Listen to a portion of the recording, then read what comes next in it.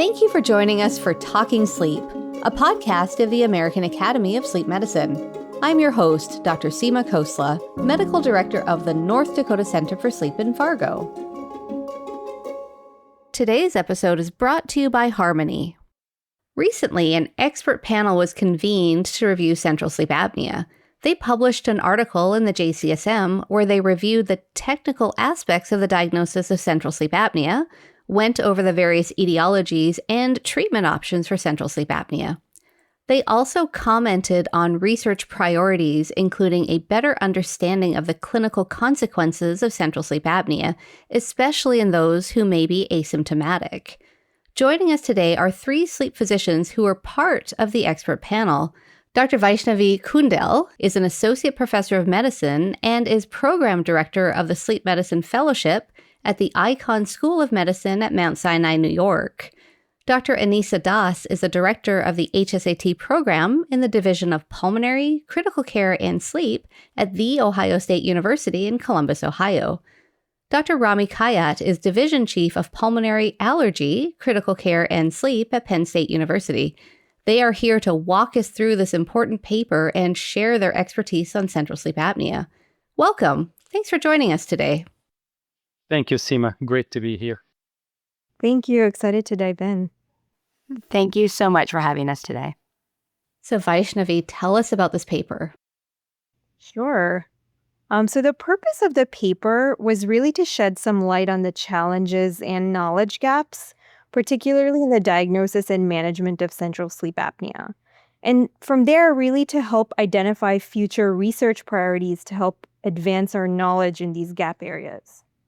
So Dr. Atul Malhotra, who's the senior author in this study, brought together a pretty diverse expert panel from various specialties for kind of a virtual roundtable discussion, where panel members primarily discussed diagnostic uncertainties in central sleep apnea, as well as the current therapeutic landscape for central sleep apnea. I would say a large part of the discussion also focused on research priorities to address these diagnostic uncertainties. So, for example, scoring of central hypopneas, should we be scoring them? And what are the clinical implications? Because at the end of the day, we want to know who should we really be treating and how, or even whether we should treat central sleep apnea in the absence of sleep-related symptoms, and what are the implications of therapy and the long-term clinical outcomes, especially in those patients who are asymptomatic. So really, this was kind of the purpose of the paper in bringing together this diverse panel. Atul knows everybody, doesn't he? So you started a discussion, this paper started with a discussion about the diagnosis of central sleep apnea. And I thought you guys made some really important points about home sleep apnea testing. So tell us about this. Yeah, so with regard to home sleep testing, we discussed the differences in practice that kind of exist across centers. In general, I think everyone agreed that while some home sleep testing may be used in the initial diagnosis of central sleep apnea, a lot of us felt that escalation to an in-lab PSG is often needed, especially given that nasal pressure and flow and abdominal and thoracic effort signal quality is usually variable and occasionally suboptimal when using home sleep testing. So the panel also discussed differences in home sleep testing, where some institutions may use home sleep testing with 2 effort belts as opposed to 1, and in those patients, you may be more confident in the diagnosis of central sleep apnea. So that was kind of one of the points that we discussed with regard to HST and central sleep apnea. And Aneesa, at your program, right, you use 2 belts for your HSATs? That's exactly right. I think the first thing that I tell our trainees and honestly even patients when they come with a home sleep apnea report is that all home sleep apnea tests are not created equal. It's really important to look at not only what algorithm was done, whether it was flow-based or if it was a PAT device, but more, additionally, how many belts were used. We do use 2 different belts, both the abdominal and the thoracic, which is helpful for a couple of reasons. Number one, if the flow is out, you can use the summation of the polysomnography of the 2 as a surrogate for scoring. So that's helpful. But additionally, it helps for differentiating between obstructive and central events. I think we have a little bit more accuracy. Yeah, but I would sort of say that you are probably in the minority that you're able to have a test that has two belts, because I think most of them don't, the flow-based tests, right? A lot of them have the ability, but it's extra cost, right? So Well, oftentimes that's not done. yeah, that's fair. That's fair. What do we think about sort of the PAT tests and their ability to detect central apneas? I mean, I think this is validated. I mean, there are some data for it, but I think to the extent that these tests that you're more likely to look at the report or the summary data, and it is difficult to edit the raw data, or most people could look at the raw data, but not everyone scores it or understands Mm, how it affects the classification of central versus obstructive. It makes it more difficult. So I think most of us hesitate mm, to use Watchpad or to now it's probably very good for detecting the chain stokes or the periodic breathing pattern, and there are some, PAT determinants of central versus obstructive etiology that some people would argue is just as good as what you would see on the raw data mm-hmm. of the four channel test, because there is that pulse transit delay and all that, but it still is. Most people look at a summary of the data and it says central, and then you go look at the morphology of it, and it's not that easy to say this could have been obstructive, could have been central. So I think that in my personal preference is to use the four channel test. I find it, especially measuring directly Mm, the presence or absence of effort. But if I may add something here mm-hmm. too, we just have to remember too that some of these were, I mean, our individual opinions and our preferences and practices, and we debated that, and we put that, like Vaishnavi added or commented, is we put it out there as a direction, but the American Academy does have guidelines Right. in this that we must acknowledge. Right. And that's a good point, because I think, if we use a PAT test that has that respiratory lead versus one that doesn't, I mean, it's a little bit like what you said earlier about you just have more confidence in what you're seeing. Yeah, and you have to probably, I mean, I tend to want to see the central apnea on a polysomnography if Mm-hmm. it is, like if you're looking at something where it's a component of the total sleep disordered breathing events. I may say, still predominant obstructive etiology, maybe I can proceed to treatment. But generally, if there is enough suspicion of central etiology, and I'm not like setting criteria for people here because I don't know any better than the next person, but if it is, more like say 30% of the events look Mm, central, maybe on a PSG it would be 50 or 60, and the mm-hmm. classification would be different here.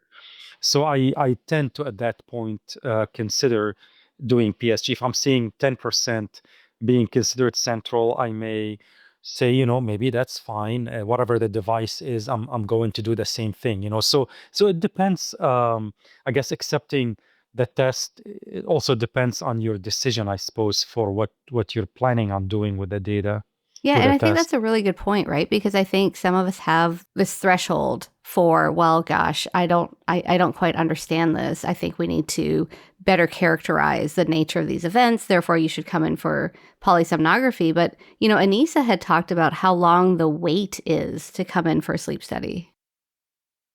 Yeah, yeah. So I think many labs are still reeling from the effects of one of our two main suppliers of equipment for titration being no longer being made, right? So, Right.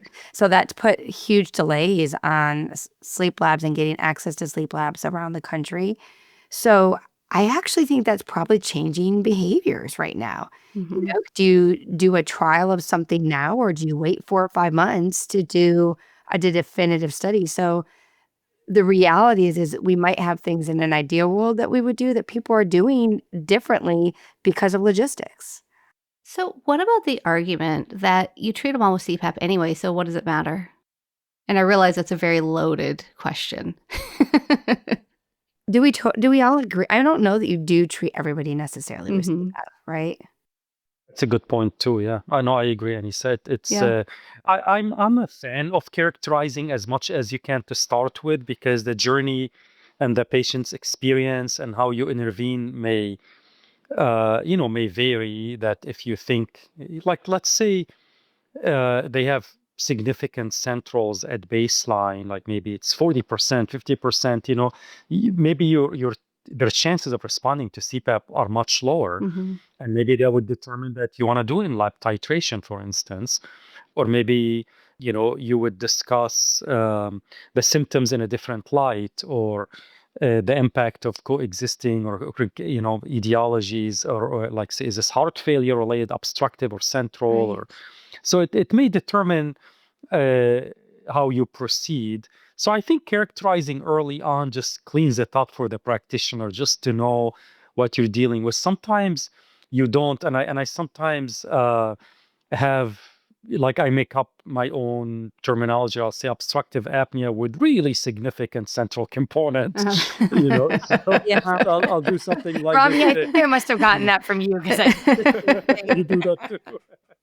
I mean, I do something like this just to kind of help guide me when I see the patient, on a, I have a short follow-up. They didn't respond, they responded. One of my colleagues seeing the patient, at least they know what they're dealing with. So it does help to know as much as you can. And sometimes you can't know as much as you want to, but as much as you're able to, you should try. So, Vaishnavi, when I was a fellow, the big thing was that if you had central sleep apnea, you had to look for the etiology. Is that still what you're teaching your fellows, or has that evolved? Yeah, I think, that's definitely, and that's something we discussed in the panel. It's definitely crucial first step, right? Because the etiology can really drive your management. So, for example, if they have, medication-induced central sleep apnea, opioid-induced central sleep apnea, that can be dose dependent. And so, the first thing you really want to think of is can we taper down this medication for this patient? Can we take them off? Because the sleep disordered breathing will typically resolve when you take this off. And if you have a patient that has heart failure and central sleep apnea related to heart failure, the first thing you want to think of there is really optimizing their kind of goal-directed medical therapy for heart failure, bringing them to a euvolemic status, and then doing the study at that point to see what residual events they have. So I certainly think etiology of central sleep apnea in a lot of cases is very important to get a good handle of before you think about treatment. And so then again, it comes back to the importance of characterizing it. So do you have a different protocol? Like Aneesa, if you bring them in for a PSG, is this a sort of mandatory split, or how does that work for you? Yeah. So, and again, this is the Aneesa DOS method, right? But TM. I think it depends. Um, there are patients who come in and their study looks predominantly 100% centrals.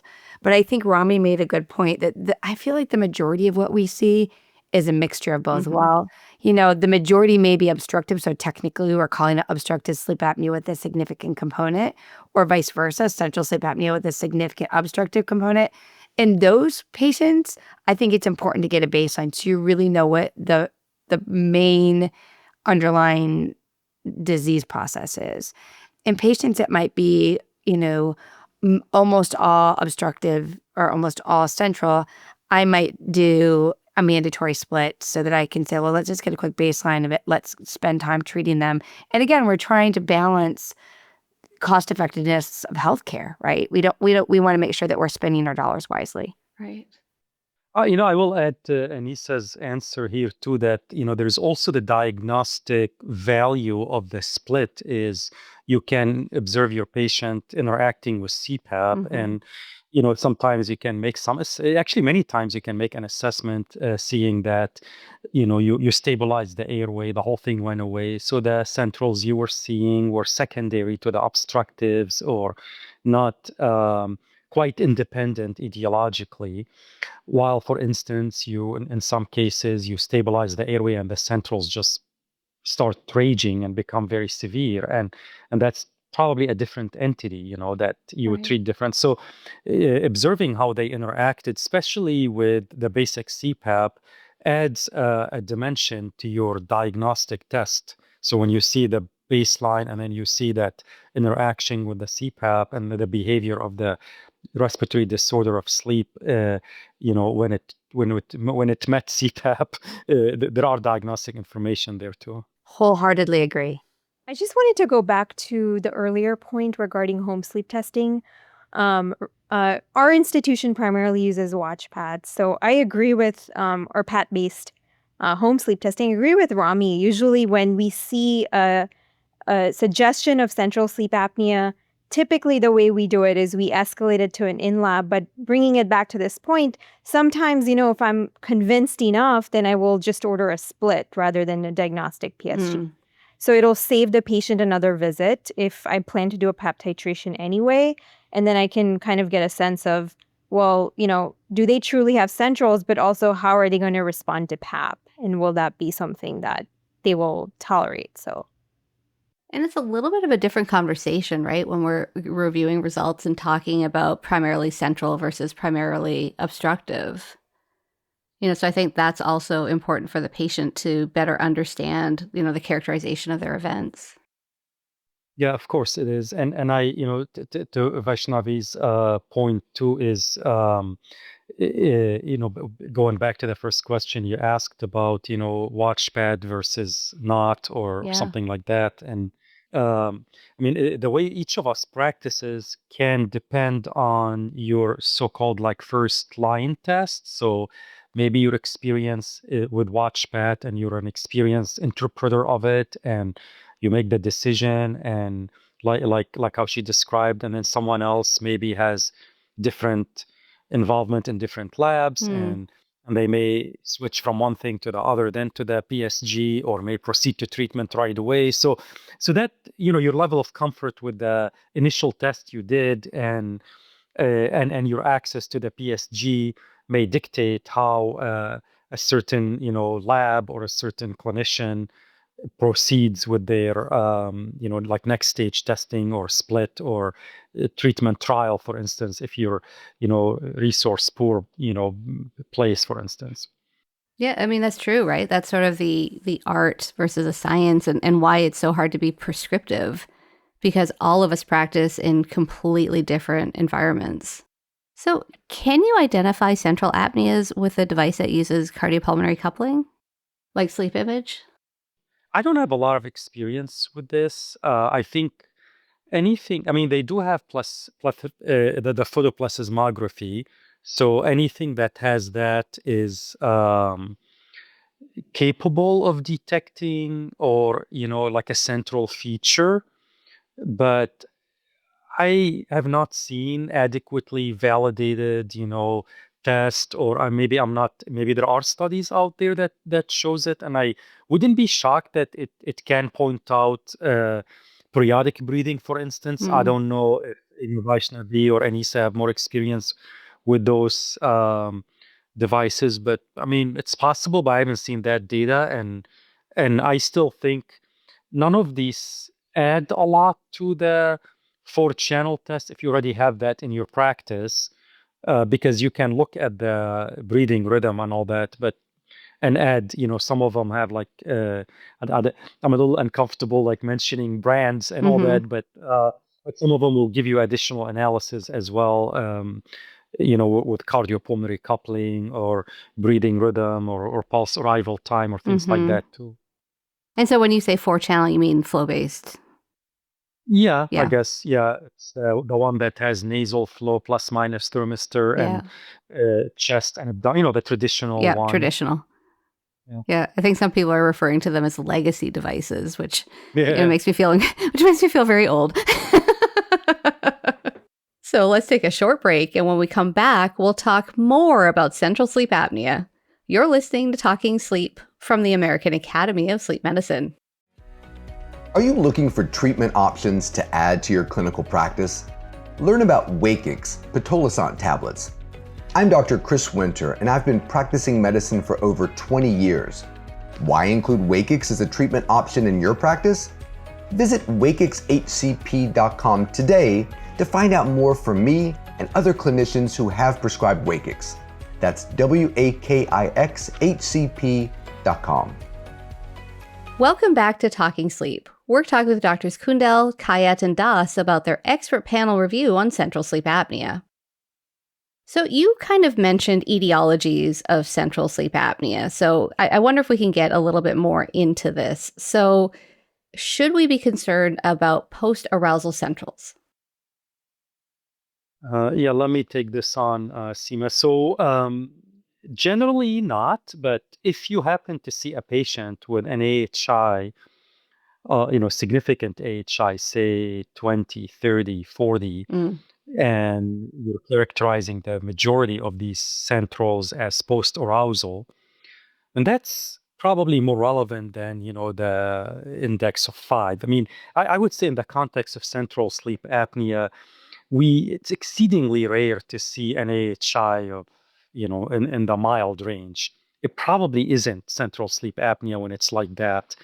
So if you're seeing 5 per hour or something like that, it's probably not a major thing, or not significant. But if you're seeing 20 and 30 per hour, then it may be something else disguised as a post-arousal. For example, there is, prior to the arousal, regularly occurring upper airway resistance event that results in the arousal, and then you see the post-arousal central event. So there is probably a primary, obstructive etiology here that's manifesting in these centrals. So you may want to take those a little more seriously.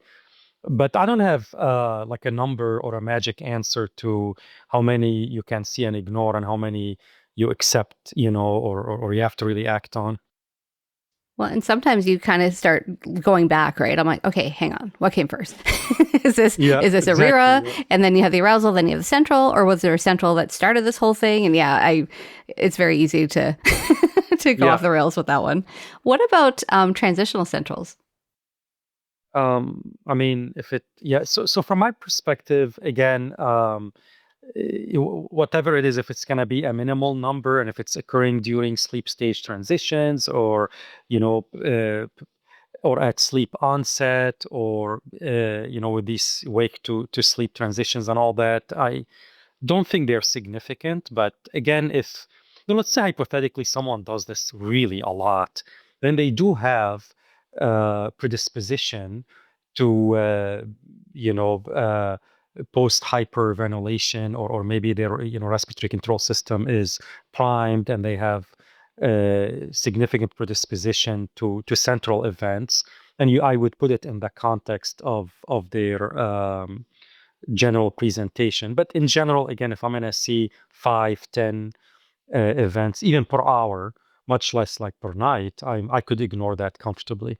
Totally agree with Rami that I often see these transitional centrals in patients, some patients a lot more than others, right? And so I think it may clue you in to potentially how they may respond to PAP, or it may clue you into something else that's going on. So if I see a significant amount, I may just highlight it in the report, as it may guide, potentially future, if there's any issues with PAP therapy, it may guide that. So I agree with Rami on that. So what about mixed apneas? I saw that you guys had a section on this. Are mixed apneas kind of part of like the spectrum from, obstructive to central, or is it its own bucket? Like how should we be thinking about these mixed apneas? I think so. We talked about this quite a bit in the discussion, and I think they're very commonly present, right? And I think it's really difficult to reliably dichotomize them as either obstructive versus central. So generally, we tended to agree that it falls into a spectrum rather than being distinct. And interestingly, some of the research that has recently come out has, for example, validated machine learning methods to reliably predict like the overall burden of obstructive versus central breaths.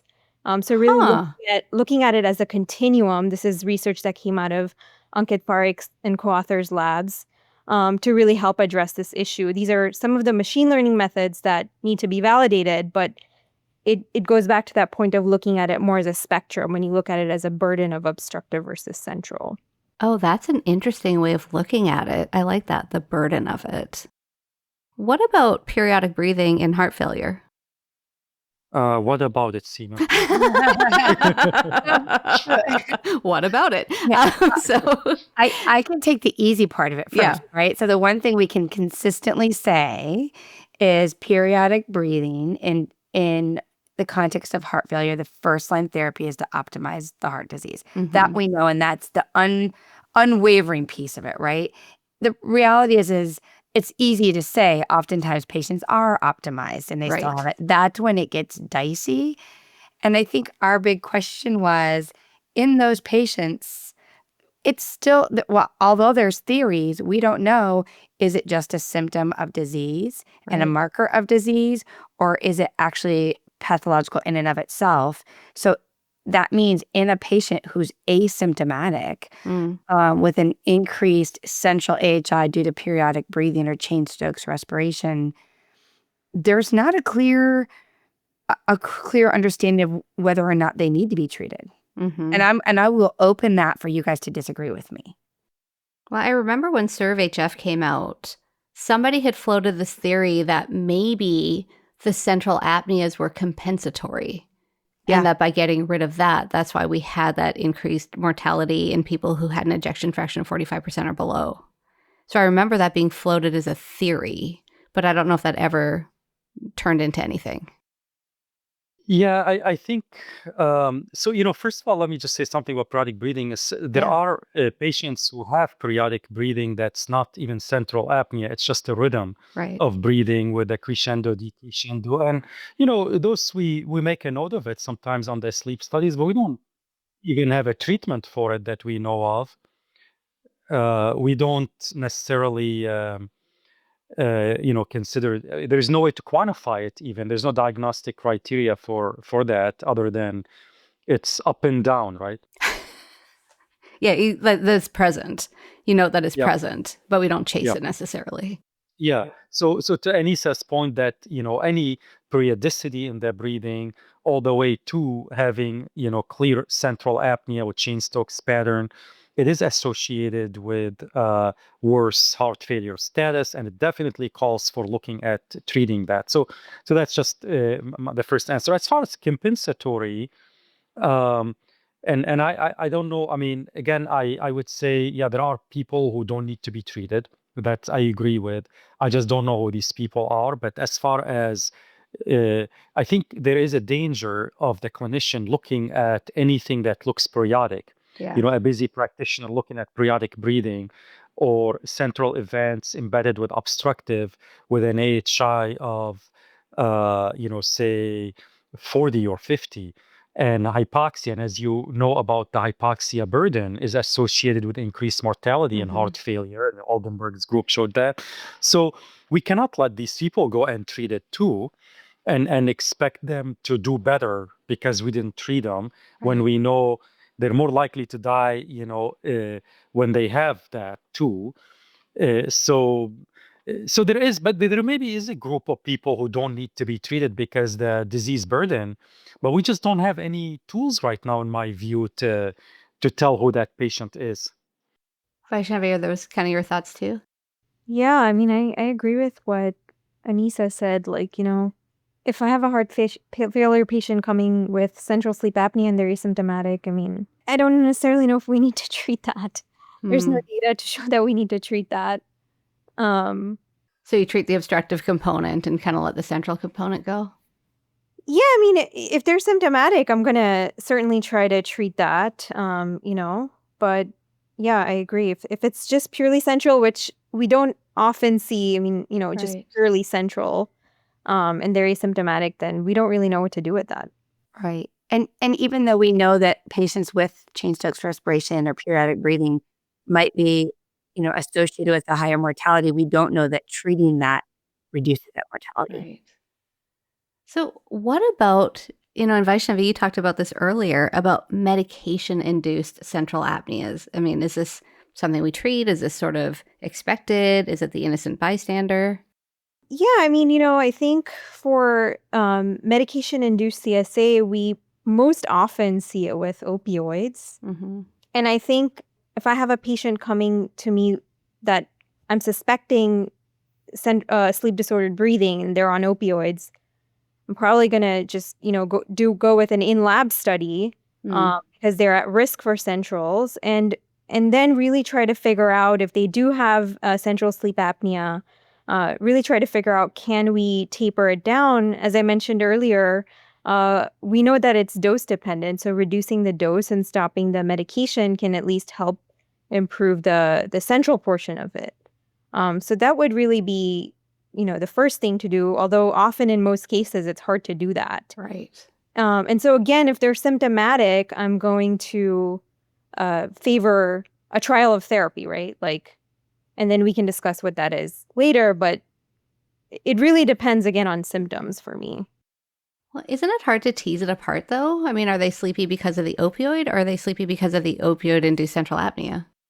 Yeah, that's a great point. I think in general, it's hard to tease apart if they're on a lot of medications that can make you sleepy, or so I think one way to potentially tease it apart is a trial of therapy, right? So you can do a trial of therapy and see if that improves any of their symptoms. And it may be due to both the medication and the sleep disordered breathing, and maybe taking one away can help you figure out, okay, which one was the culprit. I think in these patients, there might be an additional value in a trial of therapy, because we know sleep fragmentation and sleep deprivation affects response to pain and pain tolerance. So while we haven't studied if you treat this, right, we don't have data that says if I treat this, they're going to have better pain tolerance. Right. But we do know that sleep fragmentation is associated, and sleep deprivation is associated with worsened control of pain. So, and the pain waking up patients themselves is a whole other factor that can make them sleepy. So that's a really good point, though. Especially when probably their sleep isn't necessarily great. They may be a little bit reluctant to consider treatment. So that's a really good point. What about treatment-emergent central sleep apnea? Is this sort of a PAP-only phenomenon? Or can we see this with, the hypoglossal nerve stimulator, with mandibular advancement devices? Rami, what are your thoughts? I've seen this the vast majority of the times just with PAP. I hear that it exists with hypoglossus, and I've heard that it exists with mandibular advancement devices. I've seen some studies as well published. I would like to have, before I consider that it's occurring with these other entities or scenarios, I would like to see the sleep studies that were done at baseline, because when I talk to colleagues, I'm often hearing that I wasn't really sure if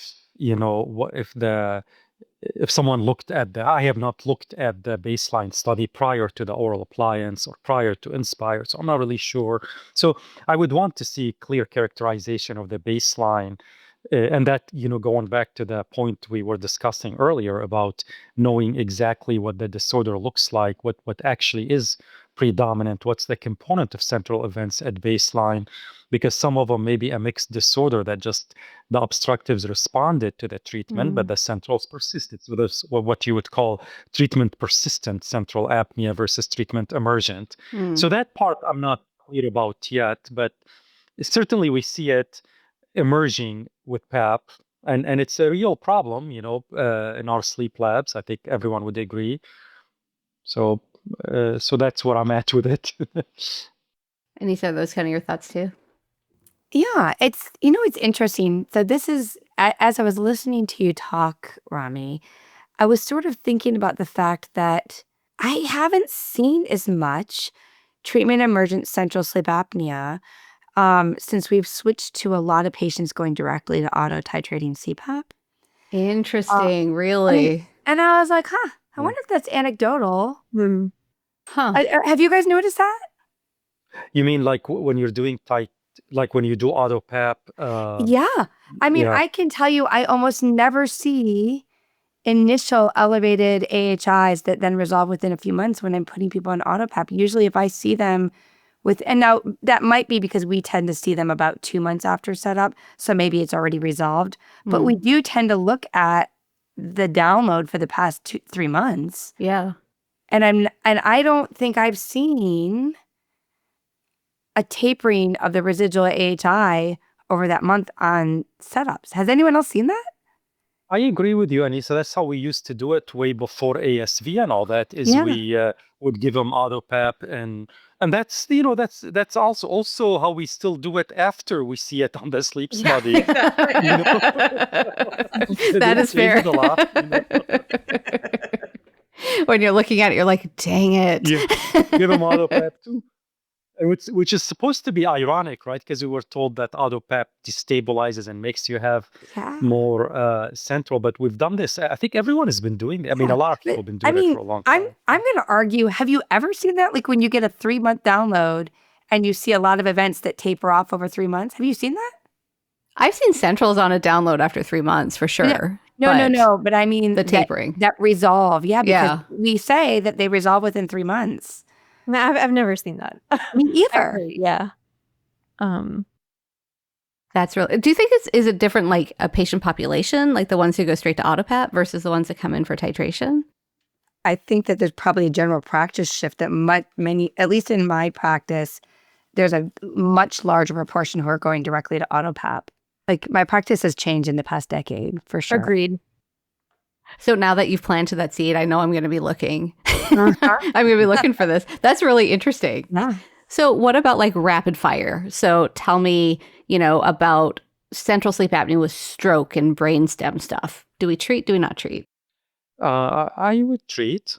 I would do a treatment trial. Yeah. What about high altitude central apneas?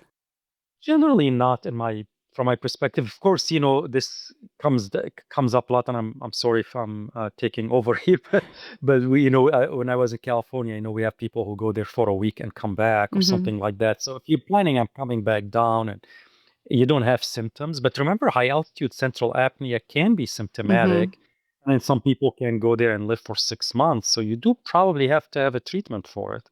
Vaishnavi, is that kind of your thought too? Yeah, I think the most important thing there is with high altitude in general, just like making sure to counsel them on acclimatization, which a lot of times you can't do, right? Like sometimes you can't put that into your travel plans, but I think that's important. So yeah, otherwise I agree.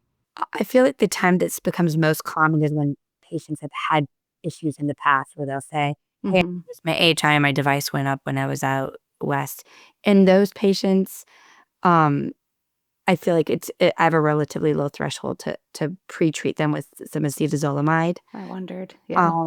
So those probably would be the patients that I would. Patients who are at higher risk, right, have had it before, are unable to do what Vaishnavi recommended, which would be, the slow ascent. I don't have a huge resistance to initiating that temporarily. So what about neuromuscular disorders? Do we see central sleep apnea in neuromuscular disorders? Absolutely. So in those patients, I feel like it's a little bit a different pattern, right? So we tend to see centrals predominantly in REM sleep. They will hypoventilate throughout due to muscle weakness, but because in REM we are relatively hypotonic with our accessory muscles and we're using our diaphragms, especially in patients with diaphragmatic weakness. Those are the patients where they'll have central sleep apnea or have difficulty initiating breath. So when I'm managing those patients, I specifically look for REM if I know that they have diaphragm weakness. And then how do you treat them? They end up requiring some form of RAD device, like a 471 with a backup. That makes sense. Have any of you ever seen a central congenital hypoventilation person? I've never seen that, but I'm sure our pediatric colleagues have. I've seen it on the boards. Yeah, it's very overrepresented on the boards, I feel like. Yeah. I've never If our pediatric colleagues would agree, though, maybe they do see it, but we don't. And then what about our hemodialysis patients? Do we see central sleep apnea in this population? I think we Yes. can, yeah, I think we see it mainly related to, like fluid overload, which Oh, is the okay. physiology, which is like maybe related to heart failure. So yeah, I've certainly seen it in end-stage renal patients. And potentially adequate fluid removal might help with that. Well, that's what I wondered. And then is that the right person then for AutoPAP? Because you do have to, respond to changing fluid status. I agree. I mean, it's well recognized in end-stage renal disease. Remember, they also have periodic movements, and they have post-arousal centrals, and they have some obstructive and fluid shifts. And I mean, they have everything. And I mean, for those who treat the end-stage renal disease, more commonly, I mean, not everyone sees them a lot in their practices, but depending on how you're situated, I mean, you do see them doing everything. So it's like the whole sleep textbook in one patient almost. So there's insomnia, and there's, they wake up to go, unfortunately, early to the, on every other night. So, in a sense, and many of them cannot be fully dialyzed. Many of them are left with significant degree of volume because they become hypotensive. So there are a lot of considerations in these patients as far as treatment decisions, and you could. I mean, you find yourself in a situation where you do actually treat them with a pressure device. Those may be a good candidate for an ASV type device because it addresses the obstructive and the central. But yeah, there are ones who you may catch them when, you may do a study like the day before the dialysis, and they would look different from the morning of the dialysis. But people are pre-dialysis half of their life too. So that's how you have to decide on treatment. If you're gonna spend every day before the dialysis, in periodic bleeding and a mixed obstructive central disorder, then you might as well be treated then. Yeah. It just depends. Yeah. My thought on that, I'm curious to know what others think, but if there's a chance of like periodicity, if it's related to fluid, using AutoPAP makes me a little bit nervous because I don't want to augment the hyperpneas, which can then potentially make the centrals worse. So I'm a little bit wary to use AutoPAP, but curious to hear other thoughts. Or maybe a tighter range, certainly not wide open. Yeah, I mean, it depends. Again, I've used auto CPAP and auto BiPAP against, common wisdom in heart failure patients all the time. And I have not, and I've written on it too. I haven't seen these issues. If you follow up the patient, I mean, going back to, and not going back, really going forward to a point that I think is so important in central apnea. It's a physiologic condition. It's a changing situation, almost like it's not the same thing every night. So we do have to see these patients regularly, not every night, but, on a more closer intervals to see how they're interacting with their devices and their underlying condition.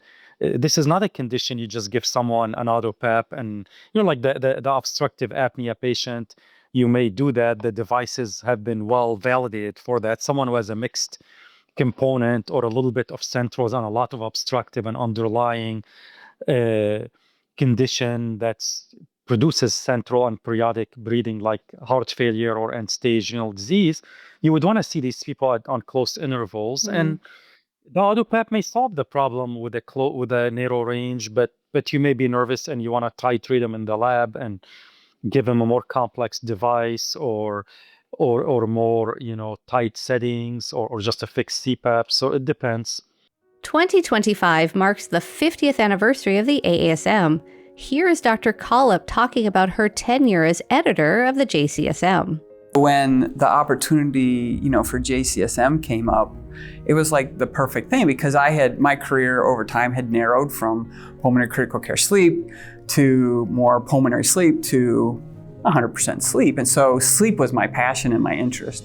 And so JCSM and clinical sleep, really. I mean, I didn't really do bench research. I've always been interested in the clinical aspect of sleep and education, sleep education. So it was like the perfect conduit for me. It was like, this is perfect. I can be active in a journal, be involved in the journal, and learn all about clinical sleep medicine. So just the whole package. So for me, it was like the perfect job. So I'm happy to got in the position, and I've really enjoyed doing it.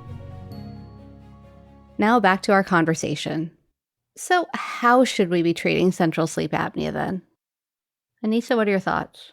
Well, I think there's not a one size fits all, right? I think that was what our discussion really entailed, is that central sleep apnea is something that you have to think about. You have to first decide if you're going to treat it. You have to decide why you're going to treat it and what your goals are. I think that it would be sort of goal-directed therapy, and what the cause is, if you can find out. I do tend to think that a lot of times it's that mixed, and we don't have a clear cause of it if it's not primary central sleep apnea. So we have several options for treating central sleep apnea, right? We have some patients will resolve with continuous positive airway pressure alone. We have the ST devices that give the backup rate. There are the adaptive servo-ventilator devices for periodic breathing in the appropriate patients. And then for patients who are hypoventilating patients, we have volume assured pressure support with backup rates when it's a combination, right? Those aren't indicated to treat central sleep apnea. They're to ventilate, but address patients with some centrals as well. And then we have phrenic nerve stimulation, right? So there's a growing indication for certain patients to have that as well. So you talked about ASV. Like, how do we feel about ASV now, right? It's been a long time since SERVE-HF, and the algorithm that was used in the SERVE-HF trial isn't used anymore. So are we still concerned about using ASV for primary central sleep apnea in those who have an EF of 45% or below? I was going to add that I completely agree with Aneesa's approach to this, and I will just add, and we all brought this up earlier, is the underlying condition must be addressed to, if it's addressable, like if it's heart failure and all that. Also, I will point out that the American Academy has currently a task force working on treatment of central sleep apnea. Hopefully it sheds light and it doesn't muddy the water, but we'll see. So those are out there now actually for public comment, so people can go look and see what direction this is, going in. And the European Respiratory Society has similar effort ongoing too. They're addressing ASV, and there are some, with the Advent HF, there has been some, call to reconsider this. I mean, stepping back, you have to remember too that ASV worked so nicely for central apnea. At some point, it was looking that you don't have to worry about any type of central sleep apnea. It worked for all of them very effectively, and it compared head to head to CPAP and BiPAP and oxygen and everything, and exceeded the efficacy of these treatments before SERVE-HF. So there is a lot of interest in it. It's a good device. I mean, we do have a lot of issues, especially in the US, because one of the companies is not allowed to market right now. The other one, the one that was used in SERVE-HF, there's a newer generation of it in the US too, which hasn't been tested in heart failure and all that. So I think it's going to be, back to Aneesa's point, very individualized approach to see who's the appropriate candidate for it, and have disclosures with patients and discussing the risk benefit and really the need, like Vaishnavi was saying too, the risk. Do you need to treat the patient? And if you need to treat them, then, and you really must treat this patient, then you could go through the algorithm, the CPAP, BiPAP, ASV, phrenic nerve, and decide on them. So there isn't really one answer. And it is sort of, we have to get away from that knee jerk, right? With OSA, we're Yeah. like, yep, Yes. we have to treat. But I was taught by my ICU attending, right? Don't just do something, sit there. Yeah. Look and think about the physiology and think about what you're hoping to achieve and hoping to change.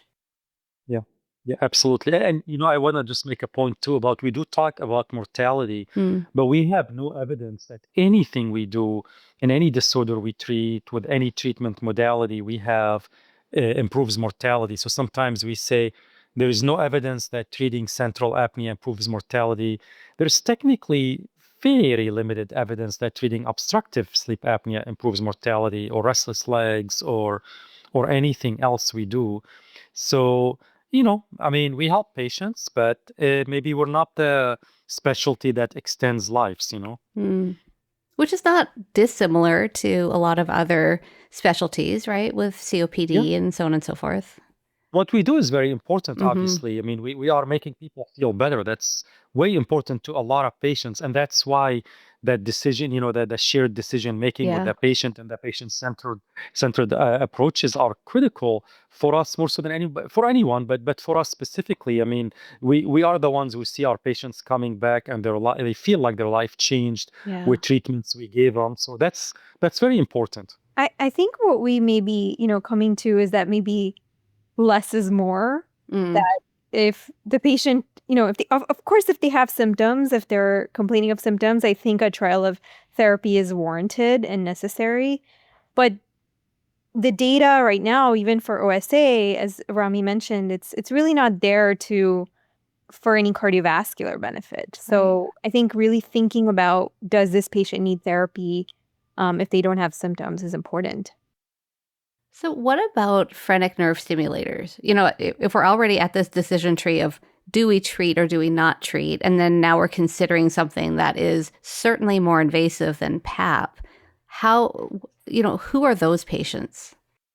One of the things that came up during the discussion, phrenic nerve stimulation may potentially, theoretically, maybe more advantageous in patients with heart failure.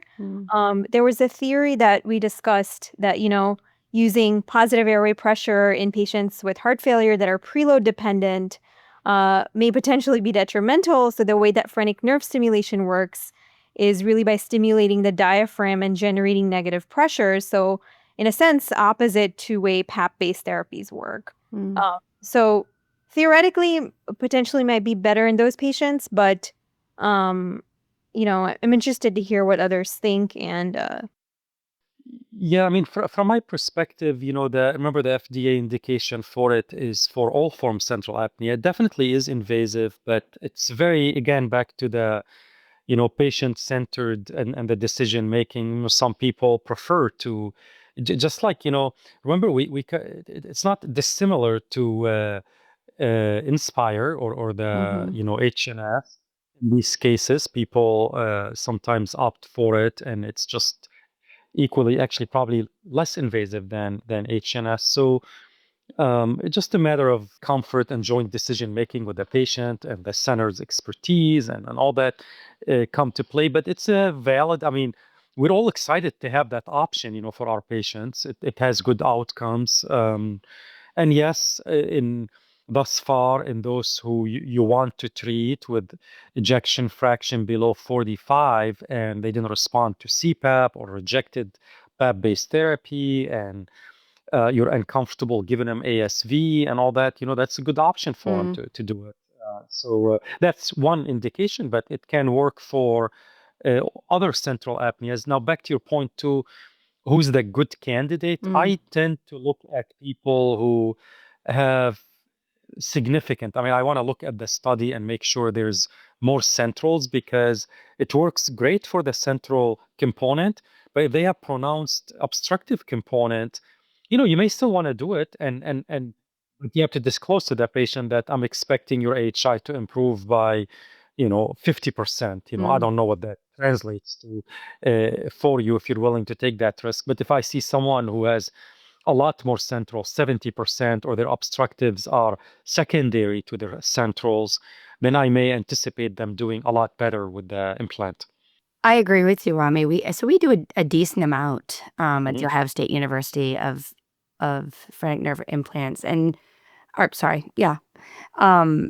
I think that it works relatively well in the patients that are primarily central, but in patients with significant obstructives, I not only does it not control that, but there are some patients where it's exacerbated a bit, and they get frustrated. So the few patients who have not done well with that kind of stimulation has been those that I think had more of an obstructive component than was thought previously. So I would reiterate what Rami says. It's really important to look at the detailed data of the study. Yeah, and I just want to make a correction to the point I initially made that, I think the first step, as both Rami and Aneesa said, is really to decide, because most patients we see are a mix of obstructive and central. So Yeah. really to decide, what is the predominant physiology, and then are they going to benefit from it? Yeah. So I just wanted to add that. Do you guys use dead space ventilation or supplemental oxygen for your patients with CSA? How do you prescribe dead space ventilation? Well, that's what I was hoping you would teach me. There were studies. I have done one, and Dr. Thomas and others have done many, and all that.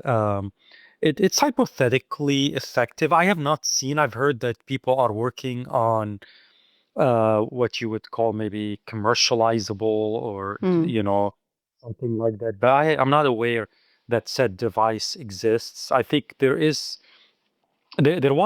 some hybrid option, like where you supposedly provide the dead space for the central component and some degree of tap for the obstructive. And there were some studies ongoing, but I'm not aware of if these have reached, say FDA clearance or something like that. But there is theoretical possibility that if you have central apnea, that rebreathing Yeah.